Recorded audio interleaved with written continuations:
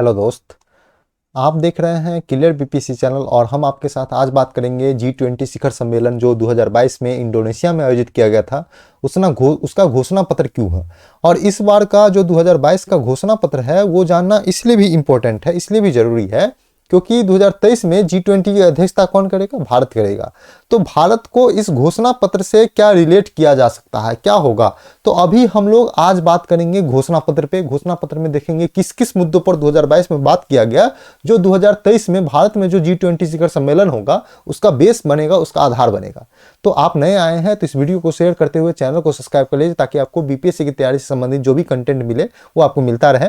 Telegram channel को join कर लीजिए ताकि आपको डेली करंट अफेयर के साथ साथ न्यूज़पेपर हिंदी और इंग्लिश में मिलेगा, जो पीटी के पॉइंट ऑफ व्यू से बहुत इंपॉर्टेंट है, साथ में आपको एडिटोरियल मुख्य परीक्षा के लिहाज से इंपॉर्टेंट होगा। फेसबुक इंस्टाग्राम पेज को लाइक और फॉलो कर सकते हैं आप लोग। हम आपको दावा करते हैं कि आप हमारे करंट अफेयर सीरीज से जुड़ते हैं तो आपका 90 से 95% करंट अफेयर का क्वेश्चन हमारे करंट अफेयर सीरीज से आएगा। इसका हम 2 लाइव प्रूफ डाले हुए हैं, एक असिस्टेंट ऑडिट ऑफिसर का, दूसरा 67th बीपीएससी का। आप दोनों वीडियो जाकर के देख सकते हैं। अगर आप करंट अफेयर सीरीज में क्या क्या मिलेगा ये पाना चाहते हैं तो जनवरी 2022 से लेकर के अक्टूबर 2022 तक का करंट अफेयर बीआर स्पेशल, अंतर्राष्ट्रीय, राष्ट्रीय डाला हुआ है। आप जो जाकर के देख सकते हैं, मंथली वाइज डाला हुआ है। और अगर आप इसका पीडीएफ पाना चाहते हैं तो आपके पास उपाय है कि आप टेलीग्राम या व्हाट्सएप पे हमको मैसेज कीजिए 8757463383 नंबर पे। इस पे नंबर पे मैसेज कीजिए, आपको करंट अफेयर सीरीज का पीडीएफ प्रोवाइड करवाया जाएगा। तो चलते हैं G20 शिखर सम्मेलन के घोषणा पत्र पे चर्चा करेंगे। तो सबसे पहले हम देखते हैं कि इसका संदर्भ क्या है। तो संदर्भ है हाल ही में नूसा दुआ। नूसा दुआ कहां पर है? इंडोनेशिया के बाली शहर में एक जगह का नाम है नूसा दुआ। वहां पर G20 शिखर सम्मेलन को recovery together recover stronger theme के साथ 17वां वार्षिक शिखर सम्मेलन का आयोजन किया गया। तो कहने का मतलब है 17वां वार्षिक शिखर सम्मेलन G20 का वार्षिक शिखर सम्मेलन कहां पे आयोजित किया गया? तो इंडोनेशिया के बाली शहर के नुसा दुआ स्थान पर किया गया। और जिसका थीम क्या था? तो थीम था रिकवर टुगेदर रिकवर स्ट्रॉन्गर। तो ये थीम के साथ मनाया गया। तो ये पीटी के साथ साथ मेंस के लिए भी आपको बहुत इंपॉर्टेंट होने वाला है। मेंस में इस बार क्वेश्चन आएगा 110% श्योरिटी है। G20 पे क्वेश्चन ना आए तो ये बहुत ही बेकार चीज होगा। 110% श्योरिटी है G20 पे क्वेश्चन आने वाला है। आगे बात करते हैं कि घोषणा पत्र के प्रमुख बिंदुओं पर बात करेंगे क्योंकि जो भारत में जो सम्मेलन होगा उसका आधार बनेगा। तो सबसे पहले है घोषणा पत्र में सबसे पहला पॉइंट है कि रूसी आक्रामकता को जो है निंदा किया गया है, जो यूक्रेन पर जो है यूक्रेन के साथ युद्ध कर रहा है। तो G20 देशों ने रूस की आक्रामकता के कड़े शब्दों में निंदा करते हुए बिना शर्त युद्ध समाप्ति की मांग की है कि कोई भी शर्त ना रखा जाए युद्ध समाप्ति के लिए, रूस को यह युद्ध समाप्त कर दिया जाना चाहिए। तो पहला मांग ये है।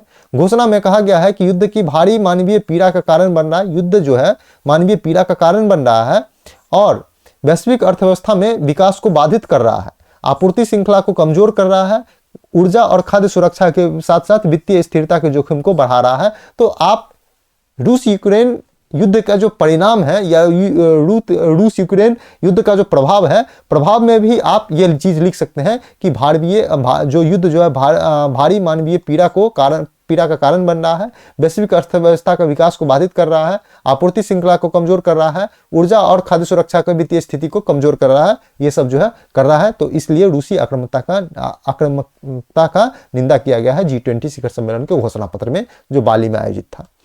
दूसरा, जो घोषणा पत्र की दूसरा बात देखें तो वैश्विक अर्थव्यवस्था पर फोकस किया गया है। तो G20 अर्थव्यवस्थाओं ने स्पिल ओवर से बचने के लिए सावधानी से ब्याज दर में वृद्धि की पर सहमति व्यक्त की है और मुद्रा चलन में बढ़ी हुई अस्थिरता को लेकर चेतावनी दी है। तो जो वैश्विक अर्थव्यवस्था पर जो है फोकस है, जो मंदी की तरफ गुजर रहा है, मंदी की दौर से जो लगभग गुजर रहा है वैश्विक अर्थव्यवस्था, उससे बाहर निकालने की भी चर्चा की गई है।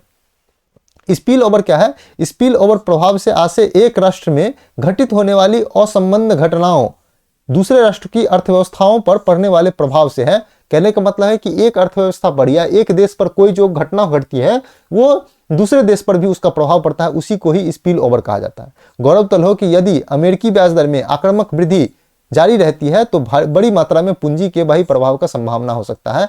तो अगर जो अमेरिका का जो ब्याज दर ज़्यादा बढ़ेगा तो अमेरिकी निवेशक जो है, जो दूसरे देश में इंटरेस्ट में पैसा लगाए हुए हैं, वो क्या करेंगे, वहां से पैसा निकल करके अमेरिका में आ जाएंगे, क्योंकि वहां पे खुद ब्याज दर ज़्यादा हो चुका है।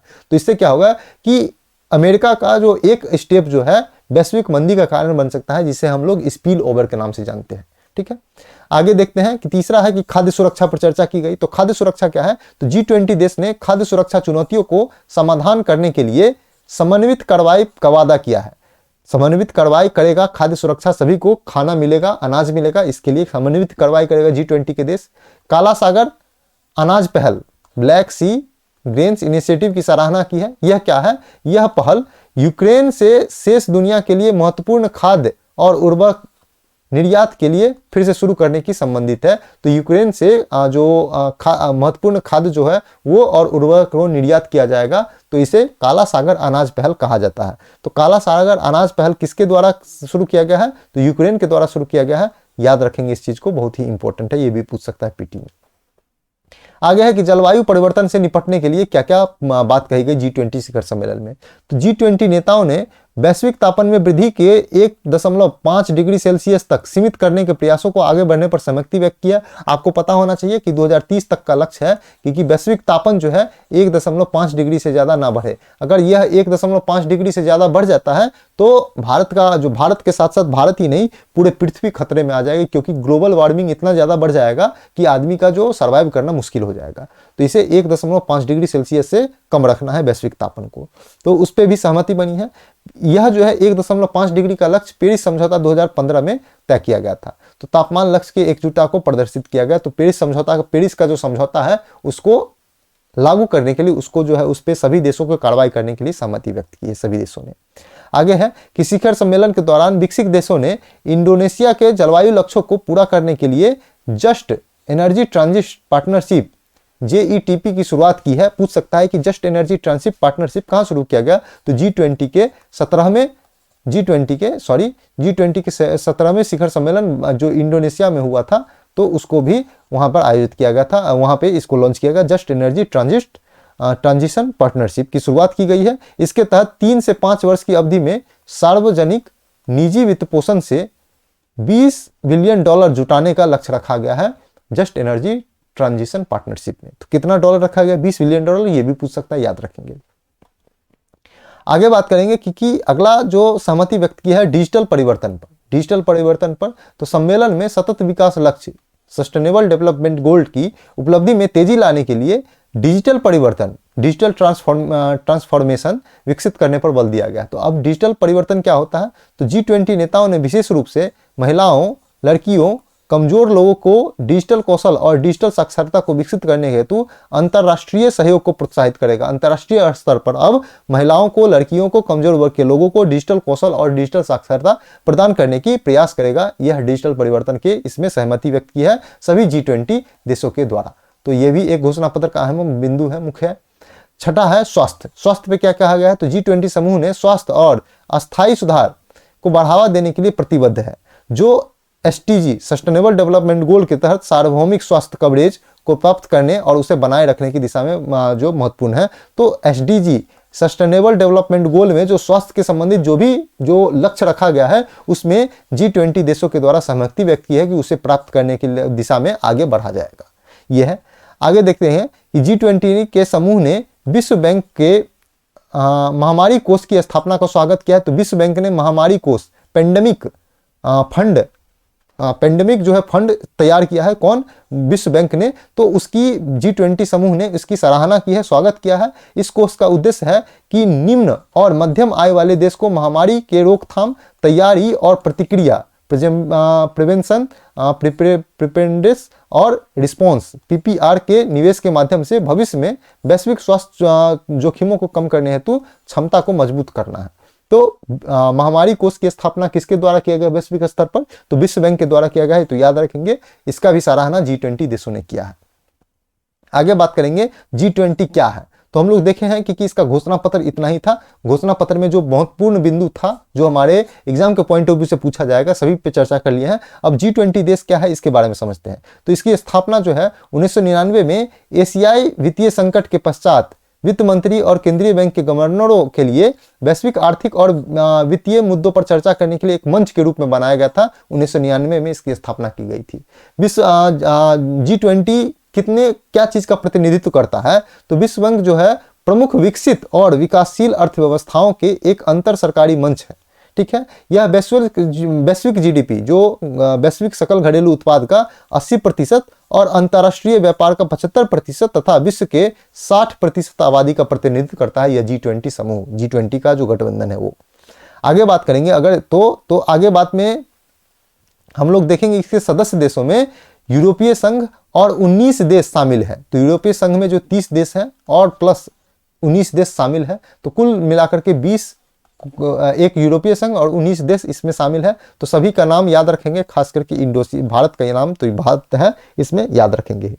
सचिवालय और अध्यक्षता क्या है? इसकी कोई अस्थायी सचिवालय या मुख्यालय नहीं है G20 का। इसका प्रतिवर्ष रोटेशन के आधार पर सदस्यों की अध्यक्षता दी जाती है, मतलब सदस्य देश प्रतिवर्ष जो है एक एक करके अध्यक्षता लेता है। ठीक है, अध्यक्ष पद धारण करने वाले देश पिछले अध्यक्ष और भावी अध्यक्ष को मिलकर ट्रोइका नामक समूह बनाता है, जो G20 एजेंडे को निरंतरता सुनिश्चित करता है। तो कहने का मतलब है कि अब G20 का जो भी एजेंडा हो उसको लागू कैसे किया जाएगा। जैसे हम अभी घोषणा पत्र की बात की है, तो घोषणा पत्र 2022 में जारी किया गया है, लेकिन भारत अध्यक्ष 2023 में बनेगा। तो 2023 में 1 दिसंबर से बन चुका है, तो 2023 में बनेगा। तो इसकी जो घोषणा पत्र है इसको 2023 में किस आधार पर इसमें विचार किया जाएगा, तो इसके लिए एक ट्रोइका नामक समूह बनाया गया है। तो मान लेते हैं कि जो 2021 में अध्यक्षता किया गया है वह देश, 2022 में अध्यक्षता किया है जो इंडोनेशिया वो है, और 2023 में जो भारत करेगा अध्यक्ष, ये तीनों मिलकर के एक ट्रोइका बनाता है, ताकि इसके जो घोषणा था वो उसको लागू 2022 में उस पर सहमति बने, 2022 के जो घोषणा है घोषणा पत्र पर यहां पर चर्चा करके भारत में सहमति बने। तो ये ट्रोइका क्या करता है, तो G20 के जो भी उद्देश्य हैं, जो घोषणा पत्र होता है उसको आगे बढ़ाने या निरंतर आगे बढ़ाते रहने के लिए एक ट्रोइका नामक समूह बनाता है, जो G20 के एजेंडे को निरंतरता सुनिश्चित करता है। तो ये भी बहुत पूर्ण है, क्योंकि इसका कोई मुख्यालय और सचिवालय या अध्यक्ष नहीं होता है। बारी बारी प्रत्येक वर्ष देश के आधार पर चेंज होते रहता है इसका अध्यक्ष। आगे बात करेंगे, तो आगे देखते हैं कि इस पे शेरपा क्या है। तो G20 की प्रक्रिया नेतृत्व देशों में शेरपाओं के द्वारा किया जाता है। तो प्रत्येक देश से जो शेरपा नियुक्त किया जाता है G20 में जाने के लिए। जैसे भारत में अभी तक शेरपा पीयूष गोयल थे, जो 2022 में शामिल हुए थे। ठीक है, अब 2023 से जो है पीयूष गोयल के स्थान पर जो है अमिताभ कांत को, जो नीति आयोग के पूर्व CEO है, उनको G20 का शेरपा नियुक्त किया गया है। इसको हम करंट अफेयर में पढ़े हैं, आप लोग जाकर के वीडियो देखिए। करंट अफेयर का क्वेश्चन नहीं छूटेगा। अगर आप करंट अफेयर का PDF भी पाना चाहते हैं तो 8757463383 नंबर पे व्हाट्सएप या टेलीग्राम करेंगे तो आपको करंट अफेयर का सीरीज का PDF आपको प्रोवाइड करवा दिया जाएगा। तो आप शेरपा समझ रहे थे, तो शेरपा क्या होता है कि देशों का नेतृत्व जो है, जो भारत से मान लेते हैं कोई आदमी इंडोनेशिया गया होगा G20 में शामिल होने के लिए, उसको शेरपा कहा गया। जैसे अमिताभ कांत जी गए हैं, 2022 में भी अमिताभ कांत थे। तो जो नेताओं के व्यक्तिगत दूत होते हैं, देशों के दूत होते हैं, शेरपा वर्ष के दौरान वार्ता का देखरेख करते हैं और शिखर सम्मेलन के एजेंडा पर चर्चा करते हैं तथा G20 के मूल कार्यों का समन्वय करते हैं। कौन? देशों के जो शेरपा होते हैं। प्रत्येक देश का शेरपा होता है एक मान लेते हैं कि G20 में 20 देश है तो 20 शेरपा आते होंगे, तो उस हिसाब से आते हैं। आगे बात करते हैं G20 शिखर सम्मेलन का बात। तो पहला G20 शिखर सम्मेलन 2008 में अमेरिका के वाशिंगटन DC में आयोजित हुआ था, जबकि इसके आगामी शिखर सम्मेलन 2023 में भारत और 2024 में ब्राजील और 2025 में दक्षिण अफ्रीका में आयोजित किया जाएगा। तो ये बहुत ही इंपॉर्टेंट है। 2023 में भारत करेगा, 2024 में ब्राजील करेगा, 2025 में दक्षिण अफ्रीका G20 शिखर सम्मेलन का आयोजन करेगा। तो इसको याद रखेंगे, समझेंगे, क्योंकि ये PT के साथ साथ बहुत इंपॉर्टेंट है। तो आप लोग देख रहे थे क्लियर BPSC चैनल, और हम लोग देखे हैं G20 शिखर सम्मेलन के जो 2022 में इंडोनेशिया में हुआ था उसका घोषणा पत्र। तो आप नए आए हैं तो वीडियो को शेयर करते हुए चैनल को सब्सक्राइब कर लीजिए, तो कि आपको BPSC की तैयारी से संबंधित कोई भी कंटेंट आपको मिलता रहे। टेलीग्राम चैनल को ज्वाइन कर लीजिए, ताकि आपको डेली करंट अफेयर के साथ साथ न्यूज़पेपर हिंदी और इंग्लिश में मिलता है, जो आपके PT और मुख्य परीक्षा के लिहाज से बहुत ही इंपॉर्टेंट है। फेसबुक इंस्टाग्राम पेज को लाइक और फॉलो कर सकते हैं। आप लोग पढ़ते रहिए, रिवीजन करते रहिए। आज के लिए इतना ही था। Thank you so much.